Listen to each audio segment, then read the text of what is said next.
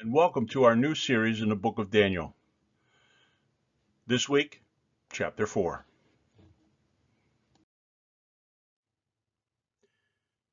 Chapter 4 of Daniel is, in a sense, autobiographical. Having been related by Nebuchadnezzar, it is his own account of his conversion to God.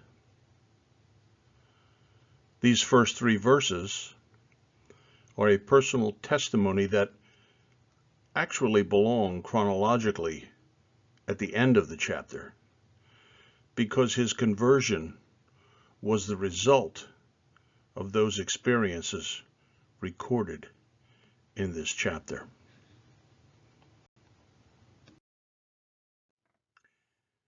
The story begins at verse 4. Nebuchadnezzar tells us that he was asleep and he had a dream, and it made him very afraid, because once again, God is communicating with him.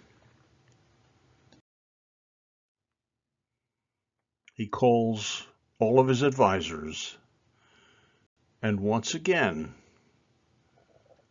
they cannot interpret the dream.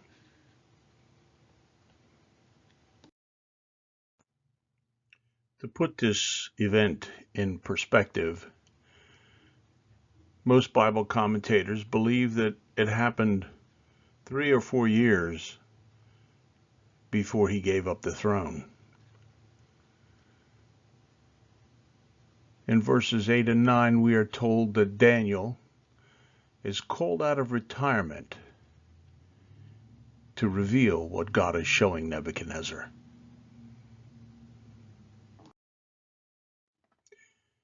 Nebuchadnezzar tells Daniel that he dreamed of a huge tree that covers the whole earth and even reaches toward heaven.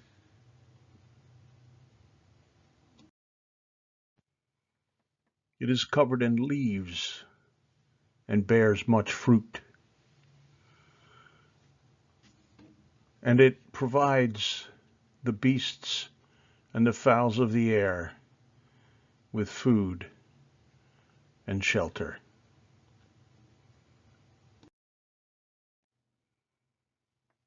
He introduces a new being called a watcher, who commands the tree be cut down, and all that benefited by it would be scattered.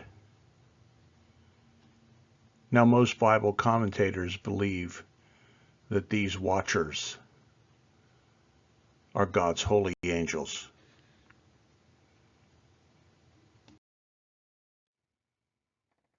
The tree was not uprooted or burned, but a band of iron and brass were put around it in an attempt to preserve the tree for the future.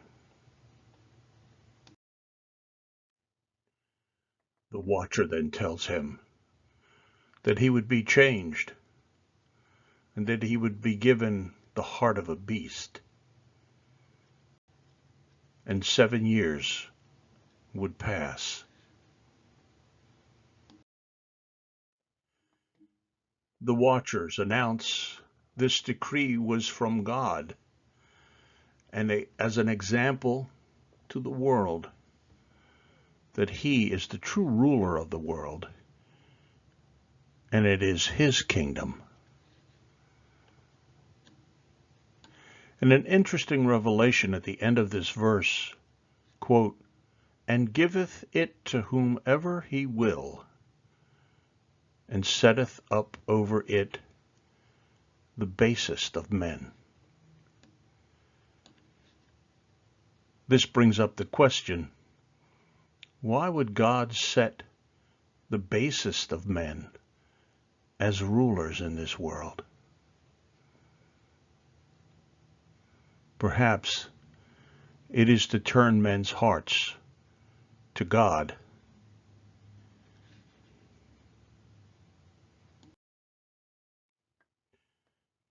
We are then told that Daniel, aka Belteshazzar, thinks about it for about an hour.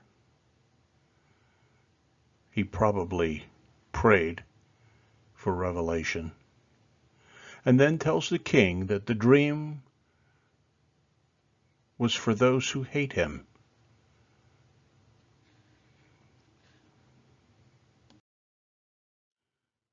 While this last part is difficult to interpret,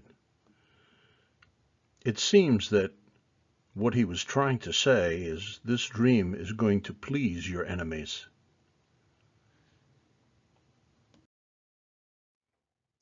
Then Daniel goes on to interpret the dream, and he tells Nebuchadnezzar the tree represented he and his kingdom.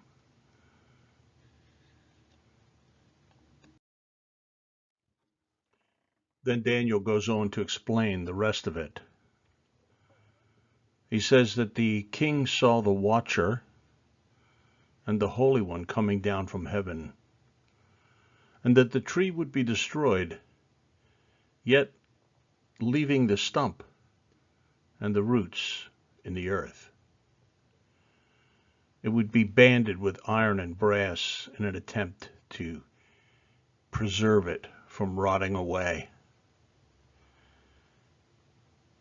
His kingdom would eventually end. But the idea of Babylon will continue.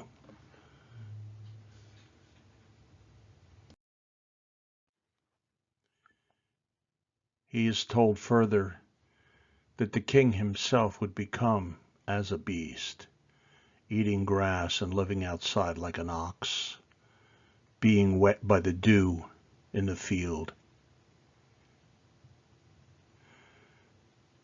And he is also told that this form of temporary insanity would last for 7 years, and that the purpose was to teach Nebuchadnezzar that the Most High rules and the earth is his. He is again assured that his kingdom would remain. And Daniel goes on to counsel the king to repent of his sins and show mercy to the poor, so that he may live long and peacefully.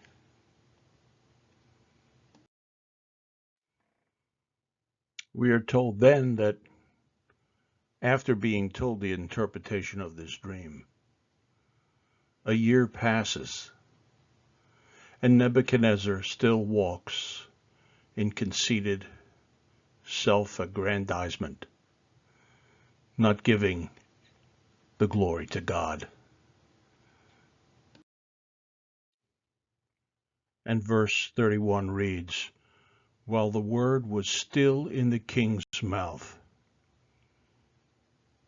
there fell a voice from heaven saying, O King Nebuchadnezzar, to thee it is spoken, the kingdom is departed from thee."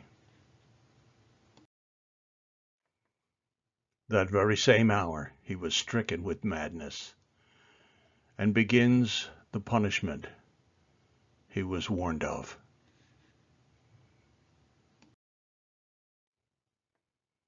After 7 years, he calls to God, and God restores his sanity. He then gives glory to God. Finally, Nebuchadnezzar understands that he is king because God put him there, and that the God of Daniel is the one true God. I believe that Nebuchadnezzar became a true believer in the God of Israel in his final years. But it took God to humble him.